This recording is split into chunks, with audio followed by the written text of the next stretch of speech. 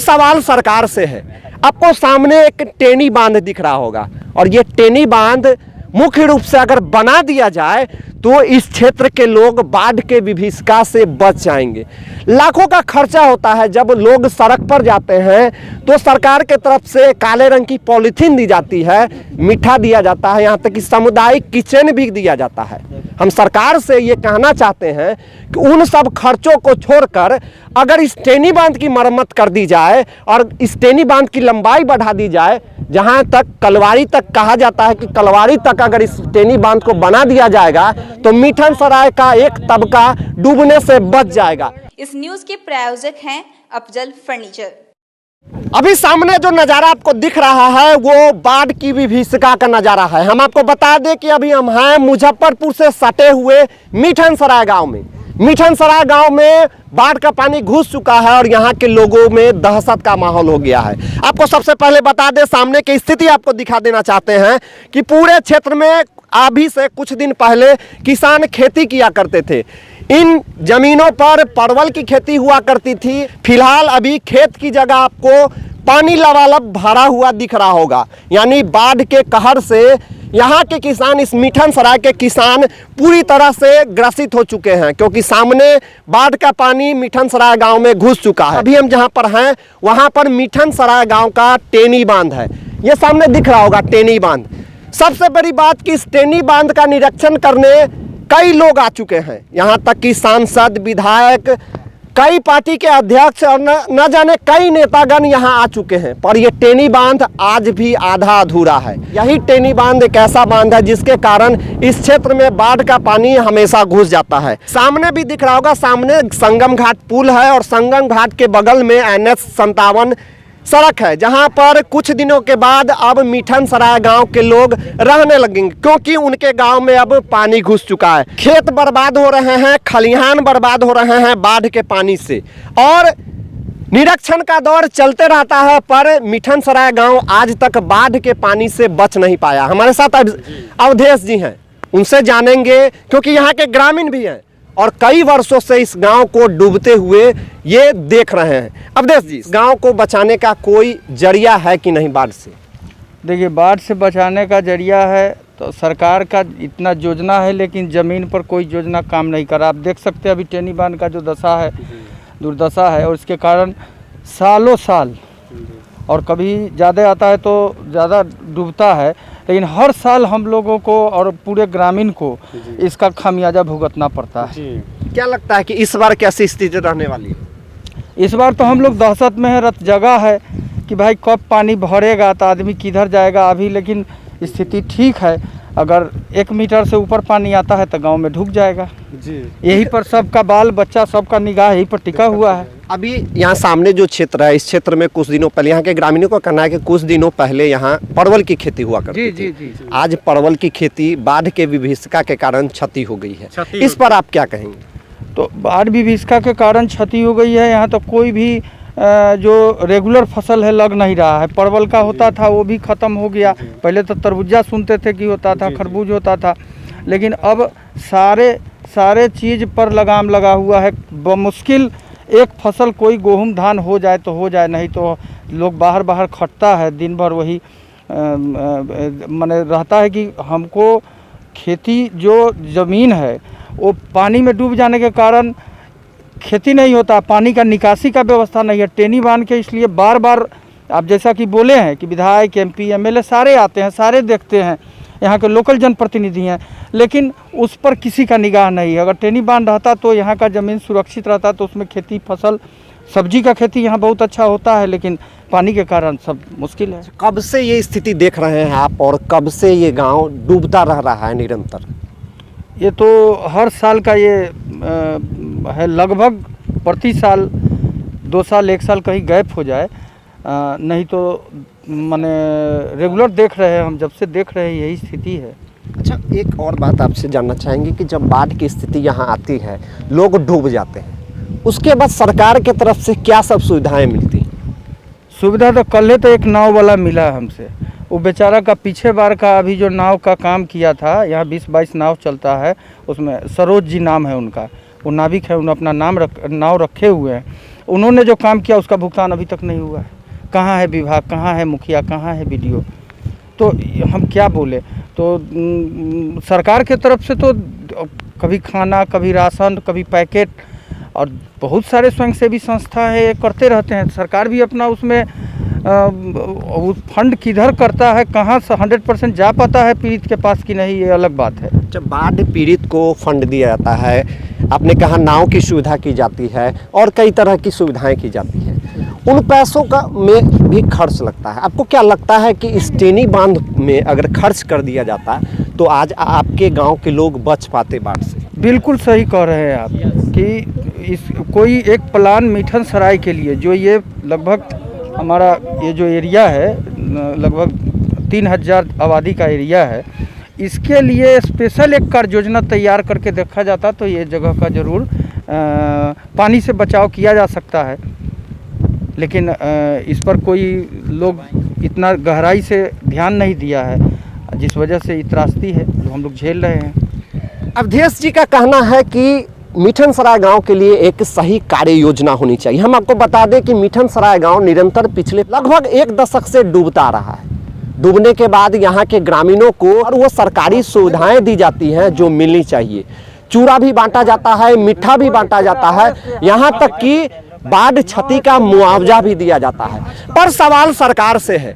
आपको सामने एक टेनी बांध दिख रहा होगा, और ये टेनी बांध मुख्य रूप से अगर बना दिया जाए तो इस क्षेत्र के लोग बाढ़ के विभीषिका से बच जाएंगे। लाखों का खर्चा होता है। जब लोग सड़क पर जाते हैं तो सरकार के तरफ से काले रंग की पॉलीथीन दी जाती है, मीठा दिया जाता है, यहाँ तक कि सामुदायिक किचन भी दिया जाता है। हम सरकार से ये कहना चाहते हैं कि उन सब खर्चों को छोड़कर अगर इस टेनी बांध की मरम्मत कर दी जाए और इस टेनी बांध की लंबाई बढ़ा दी जाए, जहाँ तक कलवारी तक कहा जाता है कि कलवारी तक अगर इस टेनी बांध को बना दिया जाएगा तो मीठन सराय का एक तबका डूबने से बच जाएगा। पर सरकारी खर्चे होते हैं चूरा में, मीठा में, और उसके बाद मुआवजा दिया जाता है उनके घर को बनाने के लिए। 5000 हो, 6000 हो, 10000, यानी कि कोई भी राशि जो सरकार के तरफ से प्रकलित राशि होती है वो दिया जाता है। पर टेनी बांध का मरम्मत नहीं हो सकता है, यहाँ सिर्फ निरीक्षण का दौर हो सकता है। यहाँ एक बुजुर्ग है, उनसे जानेंगे। चाचा, कितना उम्र होगा आपका? हमारा 60 होगा। 60 बरस में कितना साल से देख रहे हैं मीठन सराय को डूबते हुए? वो साले साले डूबता है। शायद सोचो एक साल बीच हो जाता है तो साले साले डूबता है। अच्छा, ये डूबने से इसको बचाने का कोई जरिया नहीं है इस गांव को? आप लोग जरिया फिर नेते लोग निकाल सकै छै जरिया के, की पब्लिक लोग की कर सकै छै जरिया के? की होए के चाहिए? ये तो भलाई होए के चाहिए। की होए के चाहिए बचावे लगे? तो टेनी बांध देती तो भलाई हो जाती है। यानी कि मुख्य रूप से टेनी बांध बन जाए तो आप लोग जो है बाढ़ से बच जाएंगे। हाँ, बाढ़ से बच जाए। हाँ, बाढ़ से बच जाए। हमसे क्या नाम हुआ आपका? महेश सहनी जी थे। इन्होंने कहा कि अगर टेनी बांध को बना दिया जाएगा तो ये गांव बच सकता है। हमारे साथ कुमोद जी भी हैं, इनसे जानेंगे। ग्रामीण है आप जी, कितने वर्षों से अपने गांव को डूबते हुए देख रहे हैं और सरकार के तरफ से क्या क्या व्यवस्था हुई है? जब से 1985-86 में पैदा हुए, जब से होश हवास आया तब से हम देख रहे हैं कि हमारा गांव हमेशा पानी से त्राहिमाम रहा। हर साल 3-4 महीना हम लोग डूबे हुए रहते हैं। यहाँ कोई फसल का उपजाऊ मिट्टी नहीं है। हमारे गांव में रोड जो देख रहे हैं कि रेलवे विभाग आई तो भी नीचे से बना दिया, जो सारा सड़क जर्जर है न। यहाँ 85% लोग जो है सो गरीबताई जीवन जी रहे हैं। कोई प्रतिनिधि के तरफ से कोई सरकारी योजना सुविधा नहीं है। यहाँ बच्चे सब को पढ़ने के लिए स्कूल की सुविधा नहीं है। अभी तक बेटियाँ जो हैं हमारे गाँव में आज भी 7वें तक ले पढ़कर रह जाती है। मुख्य रूप से टेनी बांध की बात करते हैं और गांव में बाढ़ आ चुका है, धीरे धीरे जल स्तर बढ़ रहा है। आपको क्या लगता है कि इस गांव को बचाया नहीं जा सकता है, क्योंकि निरंतर बाढ़ के पानी से यहाँ के लोग त्रासदी में रहते हैं? देखिए, टेनी बांध अगर बन जाए यहाँ से लेकर कलवाड़ी तक तो ये 4000 आबादी का जो एरिया है हमारा गांव, ये सुरक्षित हो जाएगा। लेकिन बहुत सारे प्रतिनिधि हमेशा आए और आश्वासन दिए। इस बार इसराइल मंसूरी जी के तरफ से भी आश्वासन मिला है कि इस टेनी बांध को बनवा दिया जाएगा।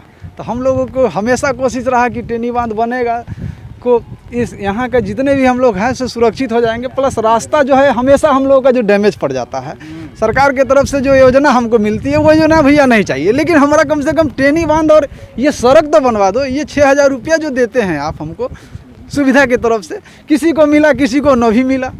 नाव वाला कह रहा है कि भैया नहीं, नौया का पैसा नहीं मिला, इस साल फिर बाढ़ आएगा, 15 दिन 10 दिन तक ले हम लोग ऐसा ही तरह इमाम होते हैं, तब पदाधिकारी लोगों को पता चलता है, तब नाव की सुविधा मिलती है, फिर ग्रामीण को निकाल के ऊपर रखा जाता है। अगर ये टेनी बांध बन जाए तो इससे सब लोग सुरक्षित हो जाएंगे। विभाग के जरिए एक बार अभी थोड़ा तो पता चला कि 1977 के करीब में एक बांध, इस टेनी बांध का निर्माण हुआ था, लेकिन नदी जो है से पहले मिठन सराय में पश्चिम दिशा से बह रही थी, वह कटाव करते करते फिर अभी नदी चली आई बीच भाग में मिठन सराय का। मिठन सराय नदी उस पर भी मिठने सराय हुआ, इस पर भी मिठन सराय हुआ, दोनों बीच भाग से बह रही है, जिस समय कोई टेनी बांध का भी सुविधा नहीं है, और आबादी उधर भी है, आबादी इधर भी है।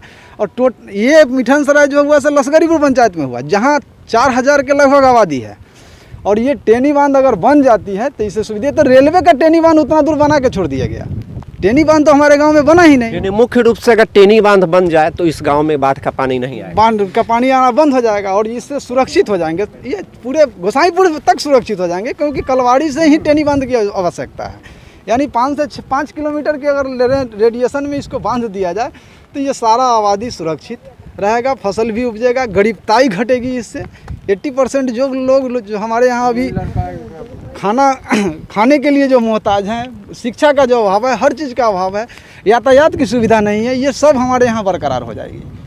इसलिए कि मुख्य रूप से अगर इस गांव को बचाना है तो इस टेनी बांध को बनवाना होगा। कवायद होती है यहाँ के जनप्रतिनिधियों से, जनप्रतिनिधि यहाँ आते हैं और दौरा करके चले जाते हैं। यहाँ सांसद महोदय आती हैं और दौरा करके चली जाती हैं। फिर बाढ़ का समय आ चुका है, फिर बाढ़ ने दस्तक दे दी है। मिठन सराय गांव में धीरे धीरे पानी घुस रहा है, ग्रामीणों में दहशत का माहौल है, ग्रामीणों की फसल बर्बाद हो चुकी है। ग्रामीण फिर अब तैयारी में हो चुके हैं कि अब NH 57 पर जाके शरण लेना है। सरकार के द्वारा भी कई योजनाएं तैयार हो रही होंगी, प्लास्टिक बांटने की, चूड़ा मीठा बांटने की, पर अगर इस टेनी बांध को अगर सरकार बना दे, सरकार कार्य योजना में ले आए, तो मिठन सराय का लगभग 4000 आबादी जो है वो बाढ़ के पानी से बच जाएगा। मिठन सराय के खेतों की स्थिति हमने आपको दिखा दी। खेत पूरी तरह लबालब पानी से भरे हुए हैं।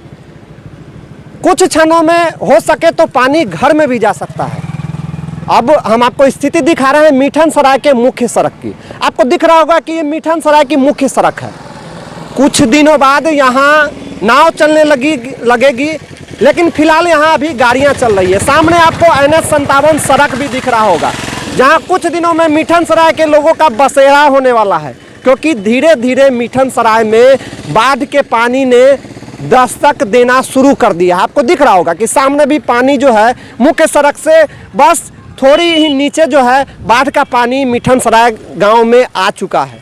हमारे साथ पैगंबरपुर कोल्हुआ और मिठन सराय विकास समिति के संयोजक हैं, जो इस गांव को बचाने के लिए निरंतर प्रयास करते रहते हैं, और टेनी बांध के लिए भी इन्होंने कई दलों के नेता के पास अपने आवाज़ को उठाया है। हमारे साथ हैं अरुण कुमार पांडे जी, हमारे साथ हैं।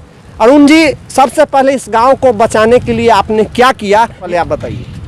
नहीं, सबसे पहले तो मैं आप मीडिया बंधु को धन्यवाद ज्ञापन करता हूं कि आपकी आवाज़, आपने आवाज़ जो उठाई है वो सरकार के कानों तक जाए। और अकेला चना भार नहीं फोड़ सकता। हमने पूरे समाज के साथ एक कमेटी का निर्माण करके इस बात को यहाँ के लगभग जितने भी स्थानीय नेताओं से लेकर के आगे तक के जितने भी नेता हैं, ऊंचे स्तर तक के, सबको कहा जा चुका है। अभी थोड़ी ही दिनों पहले यहाँ पर विभागीय जल संसाधन विभाग के जो इंजीनियर लोग हैं आए थे, उसमें मुख्य रूप से बेचन झा जी वगैरह थे। आकर के उन्होंने सर्वे किया। अभी यथा स्थिति आप देख सकते हैं कि ये कैसी स्थिति हो गई है कि अभी ज्येष्ठ महीने में ही ये बांध टूट गया और बाढ़ आ गई। अब जो है महज 2-4 दिनों में अगर ये पानी अगर बहता रह गया, कोई नियंत्रण नहीं हो सका, तो फिर जो है सो स्थिति बहुत ही भयावह हो जाएगी। और ये पहली दफ़ा थोड़ी ही है, इसकी स्थिति जो है सो विगत कितने वर्षों से यहाँ पर तो जो स्पॉट पर आप हम खड़े हैं, यहाँ पर 30 से 35 जाने चली गई हैं बाढ़ विभीषिका में। ये तो संजोग कहिए कि गांव का लोग निरीह है, पढ़े लिखे कम है, एक फसलिए लोग हैं, इसलिए ये यहाँ पर कोई न धारणा करता है न प्रदर्शन करता है। अगर इसका रूप स्वरूप अगर उग्र हो जाए, सरकार का कभी कभी लोग नहीं लगता है क्षतिपूर्ति करने, तो इस तरह का प्रारूप पैदा हो जाए तो सरकार के कान में ये सब कुछ आ जाएगा। देखिए ये गांव जो है पूरे विकास से कोसों दूर है। आपने जिस मार्ग को अभी दिखाया है वो चलने का मार्ग नहीं है, वो ग्रामीणों का मार्ग नहीं है, वो तो पानी का मार्ग है। जो मार्ग है उसको रेलवे ने अवरुद्ध कर रखा है, तो वैसे ही लोगों का मरना यहाँ पर लाजमी है, तय है। अब सरकार या शासन या प्रशासन या विभागीय लोग कब तक इस मुहिम में अपना हाथ बढ़ा करके आगे आवेंगे वो जाने, नहीं तो भोलेनाथ जाने। अच्छा, इतनी जो जाने जा चुकी हैं, इन जानों को बचाने का कोई उपाय नहीं है जो आगे और भी जाने ना जाए? उपाय के रूप में यही तो देखता हूँ कि मुआवजा राशि दे दी जाती है, गांव वाले लोग अपना उस राशि को ले करके संतुष्ट हो जाते हैं, बस। आपने एक मुख्य मुद्दा उठाया था टेनी बांध का। 1977 के करीब यह टेनी बांध निर्माण हुआ। यहाँ के ग्रामीणों का कहना है कि अगर वो टेनी बांध बंद जाए तो इस गांव में पानी कम आएगा और उतनी क्षति नहीं होगी जितनी अभी होती है। टेनी बांध परियोजना बहुत पुरानी परियोजना है। विगत 4-5 रोज पहले हमने वरीय पत्रकार के साथ यहाँ पर कुछ इंजीनियर लोग थे, 2-3 इंजीनियर्स थे, उनके साथ वहाँ टेनी बांध के नज़दीक बिसरा स्थान के पास जा कर के दिखाया गया। तो मेरे समझ से सब एक दूसरे पर अपना, ये मेरा जुरिडिक्शन नहीं है वो उनका आता है, वो मेरा जुरिडिक्शन नहीं है वो उनका आता है। जैसे यहाँ रास्ता का जुरिडिक्शन को लेकर के अभी आप कोल्हुआ पैगम्बरपुर में खड़े हैं, यहाँ के बाद आगे जो है सो मिथन सराय हो जाता है। तो इस सीमांकन को लेकर के कभी कभी नहीं थाना प्रभारी लोग कहते हैं कि ये लाश मैं नहीं उठाऊंगा, उनके जुरिडिक्शन में है ये। तो सीमांकन बहुत बड़ी यहाँ की समस्या है और प्रशासन की लापरवाही। अब देखिए कि रेलवे पटरी से हो करके लोग अब जाना आना शुरू करेंगे, न रेल को कोई सुधि है न किसी शासन प्रशासन को सुधि है। टेनी बांध परियोजना को तो क्या कहा जाए, बस ये एग्जीक्यूटिव महोदय आने वाले थे, अगर वो आते अपने से स्वतः इसका संज्ञान में लेते तो बहुत कुछ हो सकता था। इसमें क्या आप अधिकारियों का दोष मानते हैं या फिर सरकार का दोष मानते हैं? सरकार तो अधिकारी के ही, अधिकारी लोग तो सरकार के ही ना है, तो इसमें मुख्य रूप से सरकार या अधिकारी दोनों का है। चूँकि वो अधिकारी इस बात को सरकार तक पहुंचाते या सरकार उन अधिकारियों से पूछते। हमने तो इस पर ज्ञापन जो है सो इसके जल संसाधन विभाग के जो मंत्री हैं संजय झा जी, उनके सामने समरनालय में जा कर के उनको ज्ञापन दिया था। पहली प्राथमिकता के आधार पर ज्ञापन को उन्होंने अपने पास रख लिया।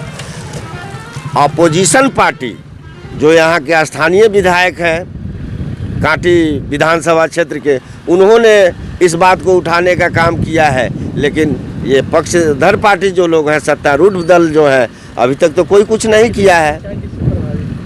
कितनी पंचायतें लगभग प्रभावित हो जाती हैं इस बाढ़ के पानी से? इस बाढ़ विभीषिका से 4 पंचायतें, दादर, पैगम्बरपुर कोल्हुआ, सदातपुर, लश्करीपुर, 4 पंचायत इससे प्रभावित होती है।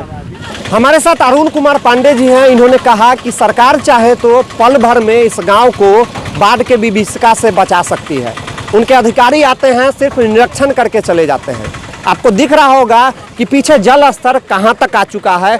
मुख्य सड़क जो इस गांव मिठन सराय गांव का है, उससे बस थोड़ा ही नीचे आप देखिएगा तो बाढ़ का पानी दिख रहा है। कुछ दिनों में पूरा गांव जलमग्न हो जाएगा। इस सड़क पर नाव चलने लगेंगी, NH57 पर झुग्गी झोपड़ी बन जाएंगी और ग्रामीण वहां रहने लगेंगे। सरकार के तरफ से भी कई व्यवस्था हो जाएंगी, पन्नी दिया जाएगा, चूरा मीठा दिया जाएगा, मुआवजा दिया जाएगा और इस गांव के लोग फिर से वहीं रह पाएंगे। आपको हम बता दें कि इससे पहले हमने आपको टेनी बांध की स्थिति दिखाई। जिस टेनी बांध को अगर बना दिया जाए तो ये मिठन सराय गाँव पूरा का पूरा गांव बच सकता है। इस गांव से सटे हुए 4 पंचायत, सदातपुर पंचायत, लश्करीपुर पंचायत, पैगम्बरपुर कोल्हुआ पंचायत और दादर पंचायत भी बच जाएगा। पर आने वाला समय बताएगा कि इस टेनी बांध के मरम्मती के लिए सरकार कहां तक कदम उठाती है और अधिकारी जो निरीक्षण करके जाते हैं वो कब इस कार्य योजना को तैयार करके टेनी बांध को पूरी तरह से मरम्मत कर देंगे।